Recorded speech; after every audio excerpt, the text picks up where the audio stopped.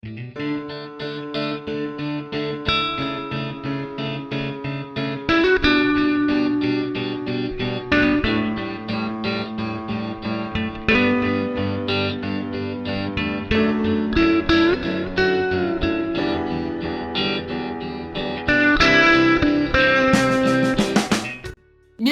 y bienvenidas un día más aquí en Is Reading.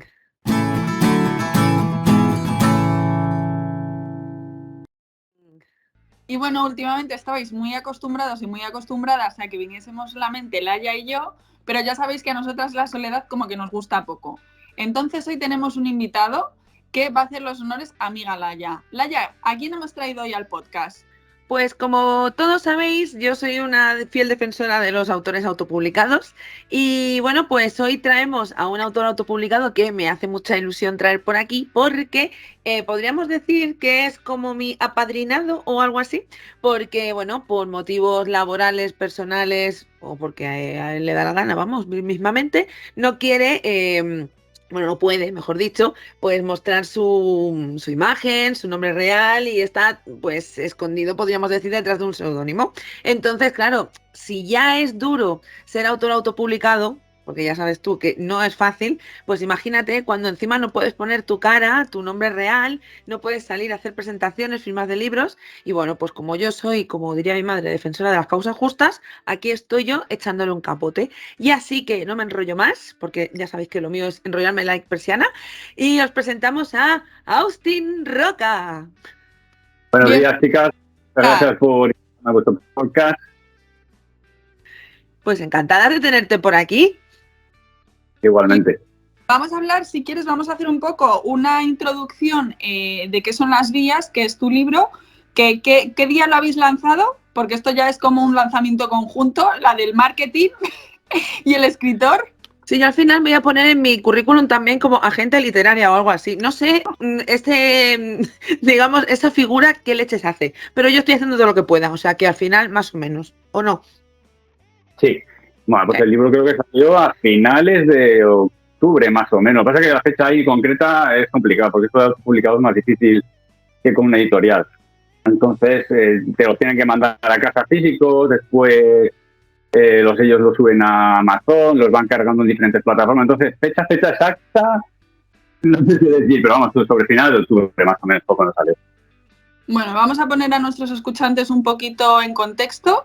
Tengo por aquí el libro, igual que Laia. Ha quedado muy bonito, la verdad, a mí me gusta mucho. Está por Letrame Editorial, que esto es para autopublicados o es copublicación. ¿Cómo funciona Letrame? Autopublicado. Autopublicado. Y luego además lo tenemos también por Amazon. Tengo yo aquí la versión, Esther tiene la versión de Létrame, ¿vale? Y esta es la versión de Amazon. Las versiones de Létrame pues tienen, como está enseñando Esther, o como si lo estáis escuchando, tienen solapas con la información del autor, las cubiertas son mejores, de mejor calidad, tienen brillo y además, pues si lo pedís o me lo pedís a mí directamente o a través de la web de Austin Roca, que es... austinroca.es. Muy bien. Entonces allí os llega el ejemplar que os lo manda él mismo de su puño y letra, dedicado, la mar de guay. Y si no, si lo queréis comprar por Amazon, tenéis esta versión que estoy enseñando yo, que es la típica versión de Amazon, o sea, la solapa así como de cartón, pues a ver, he de decir que esperábamos que fuera peor la edición, pero no, también está bastante guay, lo único pues eso, que no tiene solapa, que el papel es distinto, cositas. La verdad que está mucho, a mí me gustó mucho. La calidad de Amazon me sorprendió. Pensé que iba a ser peor, pero estaba muy bien hecha. Me gusta el efecto mate que tiene. Eso sí, no tiene solapa. Es un pelín más grande que el de Letrame, pero está muy chulo, me gusta mucho. Sí, es muy bonito. Las vías, al final, es un momento de tu vida, un momento bastante complicado. Y bueno, nos vamos a adentrar en un caso de bullying bastante fuerte que nos acompaña desde que coges y cambias de colegio hasta el instituto. O sea, que es un lapso temporal bastante fuerte. La primera pregunta que se me viene a mí a la cabeza con esta premisa, o sea, yo creo que no hace falta tener más en cuenta cuando estamos hablando de que alguien está volcando un testimonio de que ha vivido un hecho tan grave como este. Y para mí lo primero que se me viene a la mente es cómo te da por escribir esto y cuánto te remueve haber hecho esto, porque yo me pongo en tu pellejo y el hecho de coger y sentarte y abrir el cajón de la mierda, que yo creo que todos el cajón de la mierda siempre tratamos de tenerlo lo más cerrado posible, y abrirlo y sacar toda la mierda, creo que tiene que ser muy difícil de gestionar. Entonces me gustaría preguntarte un poco cómo fue enfrentarte a este momento. Pues fue bastante complicado. También es verdad que al estar detrás de un seudónimo y no dar la cara es mucho más sencillo que si me mostrase con mi nombre real y con mi cara y todo el mundo supiese que es quién soy y los protagonistas de mi caso se pudiesen ver reflejados, ¿no? Que si después fui yo fui el que hice esto y esto. Pero estar detrás de un seudónimo y de una foto es mucho más fácil. ¿Cómo me surgió? Pues la verdad que estaba un día en el trabajo, un domingo que estaba trabajando aburrido, no tenía mucha faena y estaba pensando en mi infancia, no sé, me vino a la cabeza que seguía removiéndome por dentro todo lo que había sufrido y ¿cómo puede ser que después de casi 30 años todavía esto me moleste tantísimo, no soy capaz de superarlo? Y me salió, empecé a escribir, empecé poco a poco. Es verdad que tuve momentos en los que era más complicado sacar ciertas partes, tuve momentos en los que pensé en dejarlo, tuve un parón grande de unos meses, luego mi mujer me animó mucho, lo volví a retomar y sobre todo los últimos capítulos del libro, que es donde está lo más fuerte lo que es el acoso, el tema de las vías y tal, ese me salió casi del tirón. Al escribir, lo tenía tan agarrado ahí, tenía tanta ganas de soltarlo que me salió, en 4 días lo solté entero. Cierto es que luego tuve que retocar varias veces, pero para una liberación, para soltar todo eso fue una liberación tremenda. Que llevaba 20, casi 20 años ahí. Curación, ¿no? El hecho de... Y yo creo que ya no se trata a lo mejor de exponerlo, sino de, en la medida de lo posible, yo creo que hay heridas que nunca se cierran, pero sí, a lo mejor en vez de tenerlo infectado, por decirlo así, pues ya te has tomado el antibiótico una vez que lo has escrito y yo creo que la verdad que escribir este tipo de testimonios yo creo que tiene que ser súper duro, pero creo que también puede ayudar a muchas personas a ver que por muy negra que se ponga la cosa, siempre hay alguna salida. Sí, es dificilísimo escribirlo, contarlo, o sea, yo lo tengo, sí, yo sé lo que pasé, pero contárselo a otra persona es más difícil todavía, o sea, narrarlo y que luego quede coherente en el libro es muchísimo más complicado. Pensé que era más sencillo, que iba a ser más sencillo, pero no. También pensé que al soltarlo iba a ser como una liberación, que bueno, ya está. Pero no, o sea, yo creo que esto me va a acompañar toda la vida. Va a ser imposible de superar, lo tengo ahí apartado y tal, pero se me afectaba a mi día a día en la relación con las personas. Me cuesta muchísimo confiar en la gente, no conseguí superar aquello y no lo superaré nunca, me imagino, por mucho que lo haya narrado, por mucha terapia que yo haga, eso se va a quedar ahí para siempre sin convivir con ello. Y lo más importante es que sirva de lección para otras personas. O sea, si tú eres padre y no eres capaz de detectarlo, si tu hijo le están acosando, o al revés, si tu hijo es el acosador, que no sé si es peor que tu hijo, detectes que tu hijo es el acosador en lugar del acosado. Y he escrito el libro, digamos, para que los padres vean señales en los niños, en los chicos, de qué es lo que les está pasando, porque mis padres no se dieron cuenta. Y hay muchas señales en que te puedes dar cuenta de que tu hijo está siendo acosado. El acosador a lo mejor no tanto, pero es un acosador seguro que sí, que sería capaz de detectarlo. O sea, al final yo creo que lo que tú dices es una cosa que te marca tanto que no acabas de superarlo, aprendes a vivir con ello a lo mejor y forja una diferencia en tu carácter, en tu forma de ser, pero al final es que superarlo yo creo que es que no se puede, ni en el momento ni con los años. O sea, al final es eso lo que tú dices, aprendes a vivir con ello, a llevarlo de una manera o de otra, te hace ser de una forma o te hace ser de otra, pero jolín, es que cuando te pones a leer el libro y ves lo que pasó, es que tú mismo dices, yo qué sé, yo me pasó también, muchas veces lo digo, cuando leí el libro de Alejandro Palomas, que dices, ole y chapó, lo digo desde aquí por vosotros, porque, jolín, habiendo vivido todo lo que habéis vivido y cómo lo habéis vivido, seguís adelante y seguís pues hablando de ello, lo mismo, por intentar ayudar o intentar que esto no pase.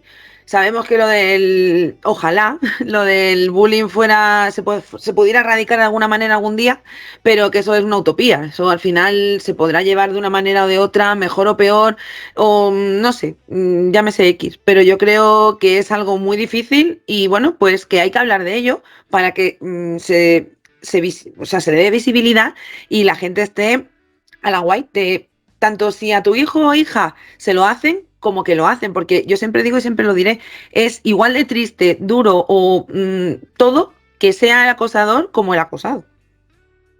Y luego a mí me gustaría hacer un inciso. Las vías, que es un testimonio, como estamos diciendo, autobiográfico, son unas 196 páginas. Siempre comentamos un poco cómo es el tema de la maquetación y tal. Es una maquetación bastante cómoda, con unos márgenes pues muy cómodos para leer, una letra muy cómoda también. Y ahora os voy a hablar un poco del estilo narrativo de este libro. Gracias a Dios prácticamente no viene sinopsis porque creo que no es necesaria.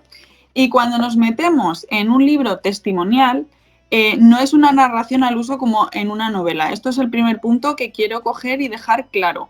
Cuando nos metemos en un libro testimonial, una persona nos suelta a chorro eso que le está quemando por dentro.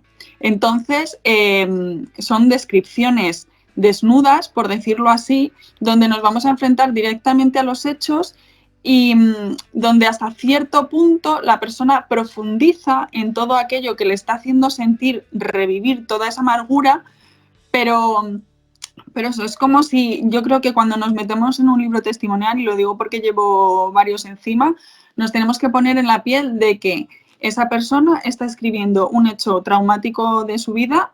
En este caso, y sobre todo cuando lleguéis al final, os vais a dar cuenta de la envergadura del problema, de que muchas veces tildamos que son cosas de niños, cosas que no lo son, y que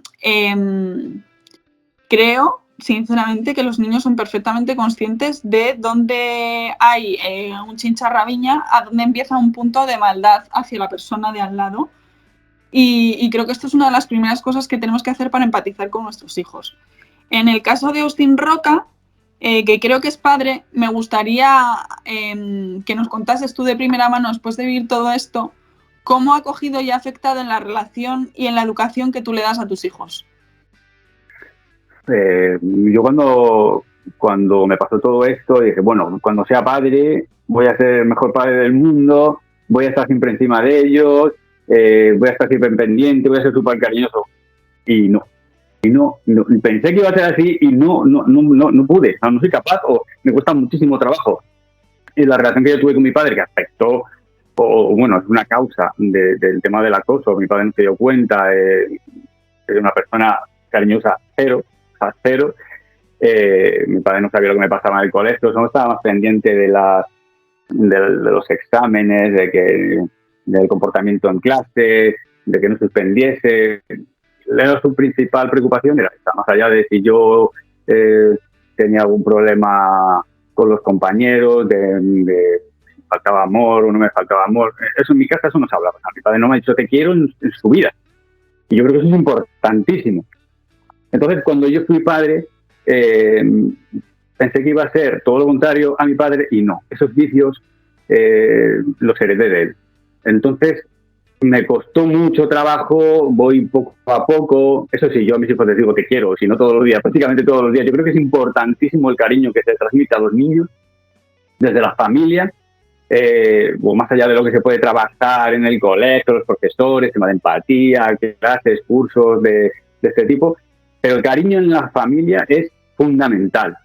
Luego, cada niño es diferente. Hay niños que te cuentan más cosas, niños que te cuentan menos cosas. Pero si tu hijo ya de por sí es cerrado como una almeja, que no te cuenta nada, ya está, es así y no quiere decir que le estén acostando en clase, porque ya le conoces de siempre y es así. Pero es un niño que es cariñoso. Tengo un hijo que es así, que es muy cariñoso, muy besucón, da muchos abrazos, papá te quiero.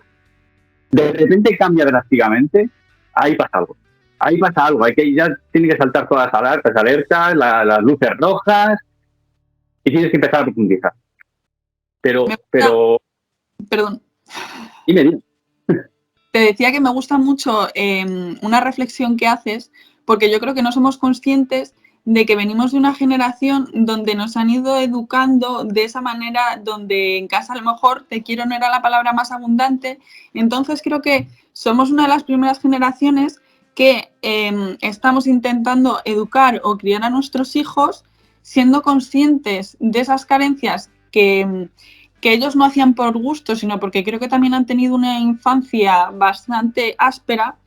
Y ahora que se da como la educación positiva, como que las cosas han evolucionado mucho en muy poco tiempo, sobre todo en temas de crianza y educación, es súper complicado en un momento en el que se exige tanto a padres como a madres ser buen padre, buena madre, buen profesional, buena pareja, buena amiga, buen todo.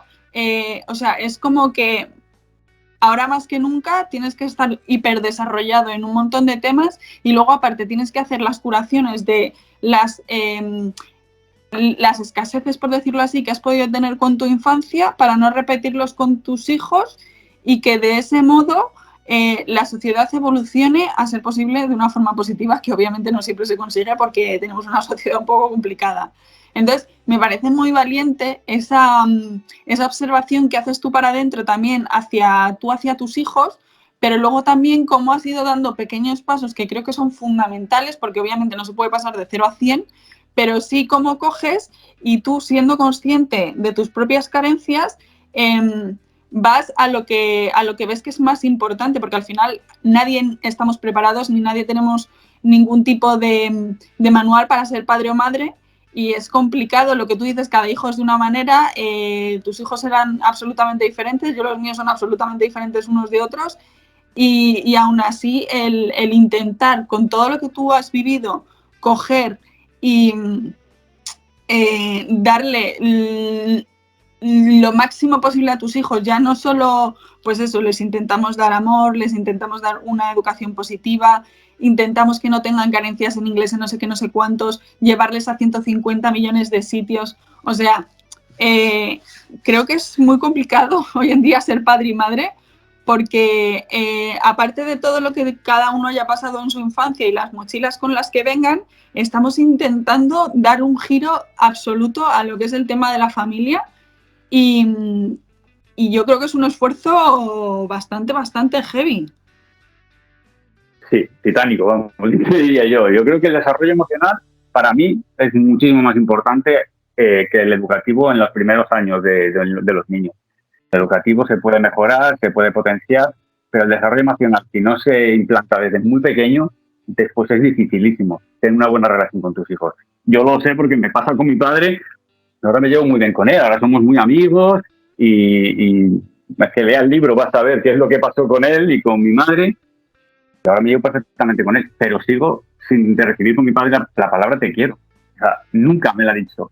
Y hasta hace casi 5 o 6 años mi padre no me había dado un beso. No recordaba un beso de mi padre, a lo mejor de pequeño. Quizás una noche cuando me acosté, pero es que no tengo recuerdo de eso. Y yo sabía que eso no quería que a mis hijos no les sucediera y eso sí que con ellos lo trabajo. Pero sí que lo que dices que es verdad que ahora mismo quieren que seamos súper padres, súper trabajadores, que estemos siempre guapísimos. Es imposible, o sea, hay que priorizar. Y si tienes hijos, prioridad número 1 son ellos. Y trabajar el tema emocional es fundamental. O sea, creo que para que no les suceda un tema de acoso, fundamental más que nada para que si les está pasando te lo cuenten. Te lo cuentes y puedas... Al final es eso, aparte nosotras que hemos leído el libro, somos madres, somos padres y sabemos lo que hay. Gran parte de, bueno, ¿crees que gran parte de lo que pasó, no ya el que tuviera culpa, pero de lo que vino después, tuvo culpa la relación que tenías con tu padre? O sea, me explico.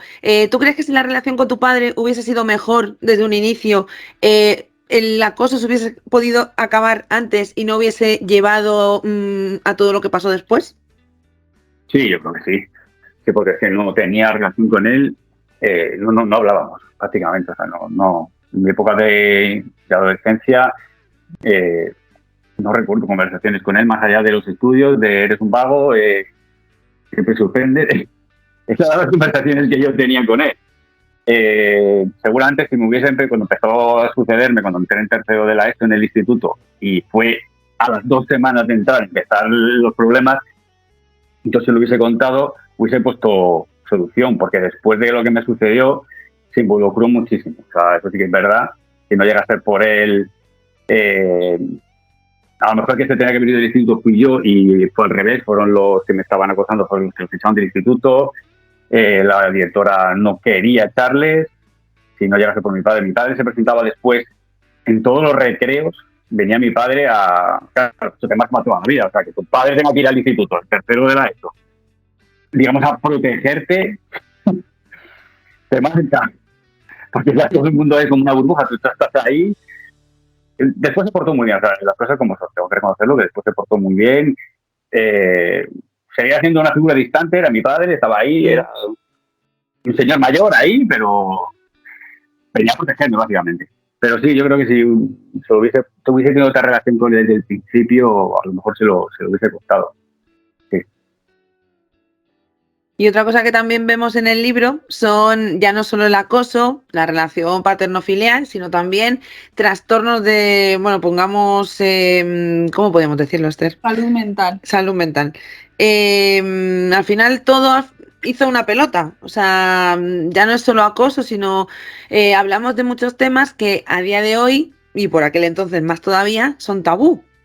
No quiero explicar mucho porque si no al final el libro, lo que decía Esther, son 196 páginas, tampoco el plan de ponerse aquí a contar mucho por no tal, pero ¿tú crees que eso también, bueno, supongo que sí, me contesto ya a mí misma, pero ayudó a que tu padre pues estuviera más enfocado, digamos, en otras cosas que en darse cuenta de lo que te pasaba?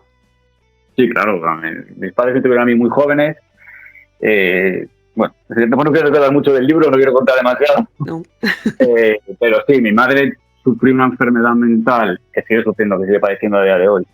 Ella es crónica, muy, muy, muy joven. Recuerdo que mi madre tenía 30 y muy pocos años. Le dio una depresión severa, luego con un montón de trastornos encima que fueron variando con los años. Y claro, mi padre se volcó en ella.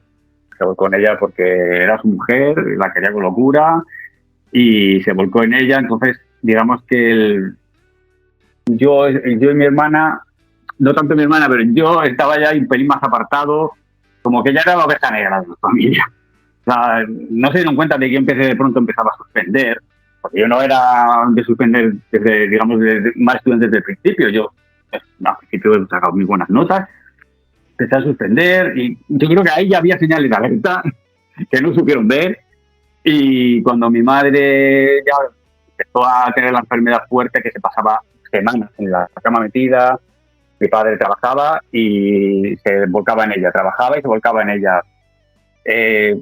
Pues sí que se fueron olvidando de mí, digamos. Entonces, claro, me veía pues ahí como un bulto por casa que no pintaba demasiado. Entonces seguramente, no es la ciencia cierta, pero sí tuvo que ver seguro que la enfermedad de mi madre con el tema de acoso, ya yo le puedo echar la culpa a ella porque tuve una enfermedad más cosa en el instituto. Eso ya te digo yo que no, porque que ellos sabían que 3 o 4, podría decirlo sin plata, cabrones, se dedicaran a amargarme la vida, porque sí, por disfrute. Mi madre no tiene la culpa, tiene una enfermedad y evidentemente estaba como estaba. Pero mi padre no vio el problema, no, vio el problema de mi madre, pero no vio el mío. Entonces sí que fue. Sí, yo creo que una de las cosas que nos enseñan las vías es que la infancia, como pone en la parte trasera del libro, en principio tiene que ser como el momento de mayor felicidad de una persona que siempre se recuerde con cariño. Pero es verdad que la infancia también es un momento donde los niños son muy vulnerables porque al final no tienen un background de vida, no tienen muchas cosas y por eso pues se cometen casos de bullying, pues al final también, como le pasó a Alejandro Palomas, hay casos de agresiones a niños y demás. Entonces también son, por otro lado, muy vulnerables. Cuando se juntan, por decirlo así, un cúmulo de circunstancias bastante negativas y bastante graves en un momento donde al final ahora poco a poco yo creo que las familias, o por lo menos hablo por mi parte, algunas familias tenemos la suerte de tener un apoyo bastante grande de abuelos por un lado, abuelos por otro, siempre tienes un amigo que te puede recoger a los niños del colegio. Al final vas haciendo como una red en la que te puedes apoyar. Sin embargo, creo que anteriormente nuestros padres no tenían esa red. Podías contar de manera puntual con tus abuelos, que al final tampoco es lo mismo que un padre, porque yo creo que aunque los abuelos deberían ser eternos y los niños tienen mucho cariño hacia sus abuelos, el hogar, por decirlo así, es la madre y el padre, que es ese sitio predilecto siempre a donde se quiere volver. Y creo que cuando se juntan y se da el hecho de el estar solos en un momento de crianza y educación, un problema, como estamos hablando, de salud mental tan fuerte, una situación también en el que yo interpreto que tu padre también se tuvo que ver muy desbordado con la situación, el que tiene muchas carencias afectivas por la educación que haya tenido y es lo que le hace ser al final una persona tan fría y poco empática y que no se estuvo fijando en determinadas cosas que le hubiesen podido dar una voz de alarma. Al final eso hace un combo perfecto de aislamiento hacia determinados niños, sobre todo, como decía antes Austin, hay niños que son más herméticos y niños pues que lo cuentan todo. Entonces, si todas estas situaciones las dejamos ya fijadas en este tipo de niños, en esta casuística, al final nos encontramos con que son el caldo de cultivo perfecto para, pues al final, para esos niños que muchas veces sufren acoso y que no dan la voz de alarma o que no sabemos interpretar las voces de alarma, porque creo que ahí, cuando tienes hijos, es como que siempre tienes que estar ojo a visor, que es una de las cosas fundamentales que nos enseña este libro. Creo que es un libro fundamental para padres y madres. Creo que también lo tienen que leer los niños, porque estas son cosas que ellos pueden ver reflejadas. Creo que también es importante para los centros educativos que hay, al final, cada vez más protocolos de acoso, más cursos de acoso y tal, pero un testimonio tan crudo y tan desnudo, donde se expresan los hechos tal cual, al final creo que también es bastante importante. Yo, de hecho, he regalado el libro a una profe de nuestro cole y tal, porque sé que está muy sensibilizada y sé que es una tía que se mueve mucho y tal. Y creo que es un libro del que podemos aprender mucho y creo que es un libro del que nos deberíamos leer todos, porque es que a todos nos puede tocar la china en el zapato, tanto de ser los agresores como de ser los agredidos y de buscar determinadas ayudas. Me gustaría preguntarte, una vez que pasa todo esto, que leemos todo tu libro, toda tu historia y tal, tú ahora nos cuentas, tienes tus hijos, tu mujer, que tienes ahí un apoyo. ¿Cuál fue, siendo tú que tienes pues eso, esa desconfianza hacia la gente y tal, cuáles han sido las pequeñas cosas que poco a poco te han ido haciendo salir de ese momento, que cuando leéis el libro sabéis por qué se llama Las Vías, que es un momento fortísimo? ¿Qué es lo que te ha hecho salir de ese agujero, de ese pozo, para mandar al final un mensaje de esperanza, que creo que es lo importante de este libro? Y terminar, pues eso, siendo una persona con un trabajo donde te sientes realizado, con tus hijos, con tu familia, que con ahora una buena relación con tu padre, una relación más cercana, porque al final, pues eso, cuando vas siendo mayor también serán determinados puntos de conexión y tal. Cuéntanos, para esas personas, esos padres que tienen niños con estos problemas, cuáles son los puntos de apoyo, los puntos de construcción, un poco esa luz al final del túnel. Pues en mi caso, ya te lo comentaba antes, trabajar en la empatía y el amor en casa, pero fundamentalmente en mi caso fue mi pareja. Ella es todo lo contrario a mí.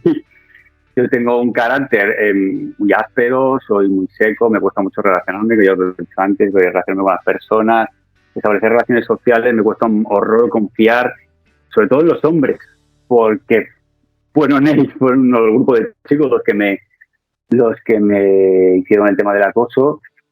Entonces, y aún a día de hoy igual, me llevo mejor con las mujeres que con los hombres, pero fue mi pareja, que es una bendita, que me aguanta mi mal carácter, que muchas veces saco, ya no tiene culpa, pero sabe encauzarme y es ella, que es todo lo contrario a mi forma de ser, la que la que me enseñó también a cómo querer a los niños, cómo trabajar la empatía con ellos, cómo reforzarlos. Lo que yo decía antes, el amor en la familia es fundamental. O sea, una familia estructurada que se trabaje el amor y la empatía es fundamental para crear una buena salud mental en los niños, yo creo. Luego ya te digo que cada persona es un mundo, puede haber enfermedades, hay niños que tienen enfermedades ya psiquiátricas ya de nacimiento, pero eso es otro tema. Pero para que ellos tengan una buena salud mental es muy importante trabajar el amor en casa. Pues ala, ya ha dicho el todo. ¿Qué más decimos, Esther? ¿Ahora ya? Nada, punto en boca, Juan, punto en boca. Punto en boca. Ay, Dios mío. Pues nada, yo solamente me queda decir que sí, que toda la razón. O sea, yo siempre, y me habéis escuchado 1000 millones de veces, hasta Austin también, el hablar del libro de Invisible de Eloy Moreno. El libro de Invisible de Eloy Moreno, habrá gente que ahora lea Las Vías y vea similitudes con el libro, pero tengo que decir dos cosas. Una, Austin conoció el libro de Eloy Moreno gracias a mí después de haber escrito Las Vías. O sea, cuando Austin se puso en contacto conmigo para mandarme el borrador por si le queríamos echar un ojo y tal, yo fui la que le dije después, léete Eloy Moreno. O sea, fue a posteriori, eso es lo primero. Y lo segundo, recordar solamente que Las Vías es un caso real. Rodrigo, como tal, como nombre y apellido, Rodrigo Reque, ¿cómo era Austin? ¿Requejena o Reque? No sé. El chico. Rodrigo en sí, la figura de Rodrigo no existe, pero sí existió Austin Roca, que sufrió lo que sufrió el pobre Rodrigo. Así que podemos decir que esto sí que es una historia real como la vida misma, que sucede, que sucedió y que está ahí, cosa que la de Eloy Moreno, pues sí, también la podéis encontrar en la calle, pero es inventada, es ficción. Así que yo solamente quería hacer esa puntualización, que igual que muchas veces os hablo de Eloy Moreno, que sí que hay que leer Invisible, que sí que hay que leerlo, igual hay que darle visibilidad a Las Vías, porque esto sí que es real, esto es algo que ha pasado, es algo que muchos, como decía Esther antes, padres, madres, docentes, personas en la vida en general tendríamos que leer porque te abre los ojos y te hace ver muchas cosas y te hace reflexionar y pensar, jolín, lo están haciendo bien, no lo están haciendo bien, sobre todo en nuestro caso que tenemos hijos los tres, dices... Y sí, porque yo en mi caso también tengo un hijo que es bastante introvertido, cuenta muy pocas cosas, entonces te crea una señal de alarma en plan de ojalá no, y Dios quiera que no, pero hay que estar muy encima. Sí, a ver, no se puede vivir obsesionado tampoco, lo digo de verdad. No se puede vivir obsesionado y si le están acosando y mamá, me han dicho esto en el colegio, me han empujado, a ver. No, pero al final es darle...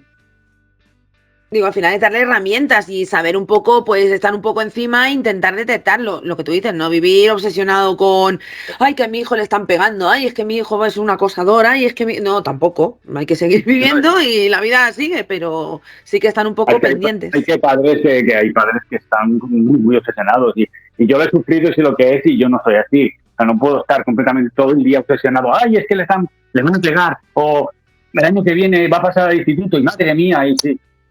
No, hay que darle, como tú dices, hay que darles herramientas para que sepan dónde está el límite y si les sucede, que lo cuenten, ya está. Pero hay que dejarles vivir, ellos tienen que desarrollarse. Hay que dejarles que evolucionen y que ellos sepan resolver sus propios problemas también. Darle las herramientas es lo fundamental. Pues mira, creo que Austin la verdad ha dado una clave bastante importante y es el hecho de que, sobre todo ahora que está todo tan polarizado, que ni para un lado ni para el otro, tampoco crear falsos casos de acoso escolar. Creo que es un mensaje muy, muy importante. Creo que es uno de los podcasts más importantes que vamos a hacer, sobre todo por el mensaje que mandamos.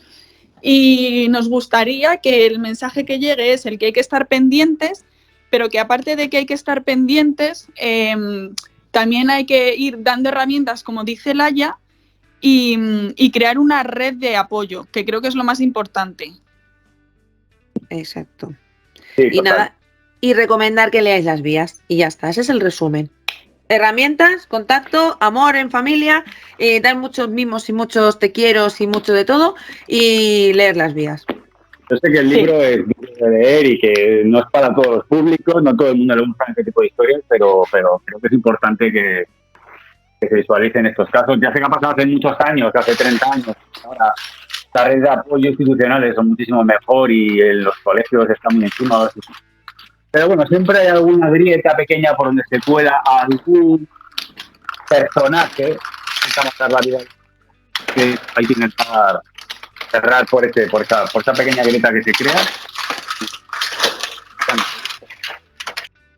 Por gente, pues también es ser interesante. No, pues perdón por los problemas técnicos. Yo lo que quería aportar era que yo creo que esto es un libro, aunque Austin ha dicho que no, que sí es para todo el mundo y que aunque es una temática dura, sí debería leer todo el mundo. Es un trabajo, o sea que esto se puede limar donde se puede la vida, no solo para el público infantil. Así que desde aquí os animamos a que leáis las guías, a que leáis una oportunidad a esta historia, sobre todo a que estéis atentos a las pequeñas señales que pueden dar los niños en casa, al final con los pequeños recursos. Te perdemos, Esther. Sí, pero bueno, Esther está teniendo problemas técnicos porque a la pobre le hemos pillado, vamos a ser sinceros, Esther, que aquí ya sabemos que la sinceridad ante todo, que la chica tiene una cita a las 11 y se va cagando leches, como siempre, porque somos unas tardones y por problemas técnicos esto se ha atrasado más de la cuenta. Entonces... Os acabo de oír. Perdón, no sé qué le pasa a mi teléfono. Por eso es que ya te digo, aquí somos así, Austin, que lo sepas. Así, aquí ni trampa ni cartón y no hay guión. Y he hecho un pareado sin haberlo yo pensado. El caso, como estaba diciendo Esther así de fondo que se escuchaba flojito, voy a intentar luego cuando edite el vídeo que se oiga mejor. Lo que estaba contando es que al final sí, tenemos que leer todas las vías, que es una historia dura, que es una historia que no a todo el mundo le pueda interesar así de primeras, pero que sí, que es algo que se tiene que leer, una historia que se tiene que conocer y que, bueno, pues como decía yo al principio, el bullying, el acoso escolar es algo que difícil va a ser erradicarlo, pero podemos luchar con él y darle herramientas a los chicos, tanto acosadores como acosados, para que dejen de acosar o dejen de ser los acosados. Y ya está. Estupendo. Pues muy bien dicho. Muchas gracias a Austin por haber venido a nuestro humilde podcast con problemas técnicos. Todo se ha dicho. Y Laia, amiga, diles a la gente dónde nos pueden encontrar. Pues como siempre os decimos, a ver, vamos a empezar por el invitado, que vamos para que estas cosas. Austin tiene un perfil de Instagram que está moviendo desde hace poquito, desde que salió el libro, así que dale mucho mimo y mucho amor. Es Austin Roca Oficial, ¿todo seguido? Sí. Muy bien. Sí, todo seguido. Bien, no me he equivocado. Y bueno, pues como siempre, bueno, allí iba colgando cosas del libro y tal. Haceros con las vías, os podéis hacer con el libro a través de su web que hemos dicho y que dejaremos abajo en la descripción del podcast. También por Amazon y a través de la página web de Letrames, si no me equivoco. Por otro lado, a Esther, como siempre os decimos, la podéis encontrar como Esther is Reading, tanto en su perfil de YouTube como en Instagram. Ella es muy constante en Instagram, os da los buenos días todos los días. Y aquí una servidora, pues estoy en Instagram a veces y en YouTube como Quien te lo ha dicho. Y poquita cosa más, lo que te decía antes, Austin, muchas gracias por pasarte por aquí, por compartir con nosotros estos momentos. Y que ojalá vaya todo muy bien y que mucha gente se haga con las vías. Muchísimas gracias a vosotros, ha sido un placer. El placer es nuestro y nada, y que nos escuchamos próximamente en un nuevo podcast. Efectivamente, recordaros que se me ha colado, que nos podéis encontrar en iVoox, Spotify y Podimo. Y ya está. Ahora sí, que muchas gracias por estar ahí, muchas gracias otra vez Austin, gracias Esther, corre que no llegas y que nos vemos en el próximo podcast.